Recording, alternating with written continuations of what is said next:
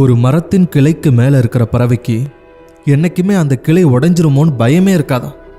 ஏன்னா அது அந்த கிளை மேலே அந்த பறவை வச்சுருக்கிற நம்பிக்கை இல்லை, தன்னோட ரெக்கை மேலே அந்த பறவை வச்சுருக்கிற நம்பிக்கை.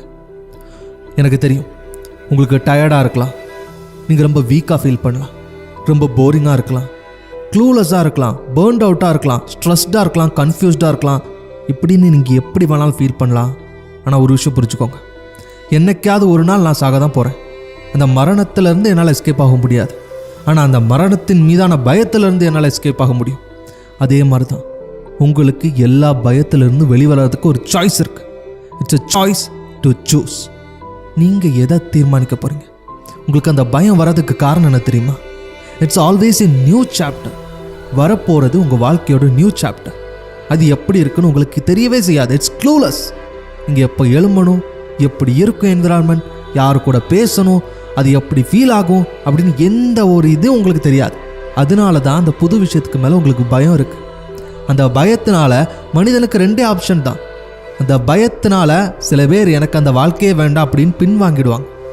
ஆனால் சில பேர் மட்டும்தான் அது மேலே முழு நம்பிக்கை வச்சு இது புது லைஃப், புது எக்ஸ்பீரியன்ஸ், இது இப்படி தான் இருக்கும், ஏன்னா நேற்றைய போல் இன்னைக்கு இல்லை, இன்னைக்கு போல் நாளைக்கு இல்லை, நாளைய போல் என்றைக்கும் இல்லை அப்படின்னு எல்லாமே புதுசு தான். ஸோ இந்த ஒரு எக்ஸ்பீரியன்ஸும் புதுசு தான் எவன் ஏற்றுக்கிறானோ அவனுக்கு தான் brand new chapter of the life கிடைக்கும். வாழ்க்கையில் எல்லா நேரங்கள்லையும் அந்த new chapter of the life ஒரு ரூம் மாதிரி ஒரு அறையுள்ள மூடப்பட்டிருக்கும். அந்த கதவுகளை நம்பிக்கையோடு திறந்தால் மட்டும்தான் அந்த நியூ சாப்டர் ஆஃப் த லைஃப்பை பார்க்க முடியும். ஸோ இன்றைக்கி உங்கள் முன்னாடி இருக்கக்கூடிய கதவு அந்த எக்ஸாம் ப்ரிப்பரேஷனாக இருக்கலாம், அந்த எக்ஸாம் ஹாலுக்குள்ளே நீங்கள் எழுதுகிற ஆன்சர்ஸாக இருக்கலாம், இல்லை ஒரு மீட்டிங்கில் நீங்கள் எழும்பி பேசுகிறதா இருக்கலாம், இல்லை எக்ஸாமுக்கு நல்ல ப்ரெசன்டேஷன் கொடுக்குறதா இருக்கலாம். இப்படின்னு உங்களோட நியூ சாப்டர் ஆஃப் த லைஃபுக்கு எவ்வளவோ ஆப்ஷன்ஸ் இருக்குது. அந்த கதவுகளை நீங்கள் திறக்கணும் அப்படின்னா உங்களுக்கு முதல் நம்பிக்கை வேணும்.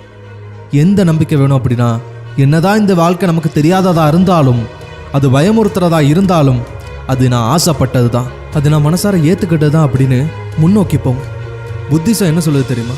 Pain is inevitable but suffering is optional.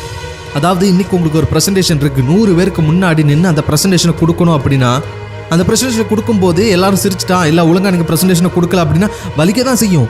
அந்த பெயின் இஸ் இன்எவிட்டபிள். ஆனால் இந்த ப்ரெசன்டேஷனை கொடுக்கணுமே, என்னால் கொடுக்க முடியுமா அப்படின்னு பயந்து உங்களோட டேர்ன் வரது வர பயந்து நடுங்கி வேணாமா, பின்வாங்கிடலாமா, போயிடலாமா அப்படின்னு நினச்சி பயப்படுறீங்களா? That's called suffering. அந்த suffering is optional.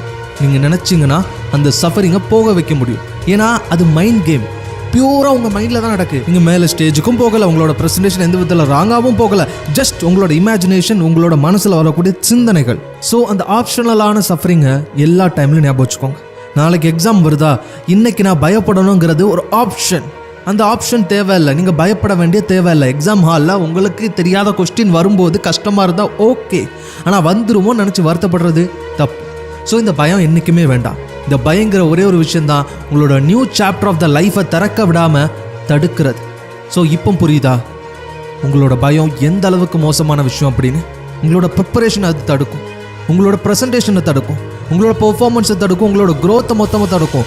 So always remember, every time you have a choice to choose how you gonna feel.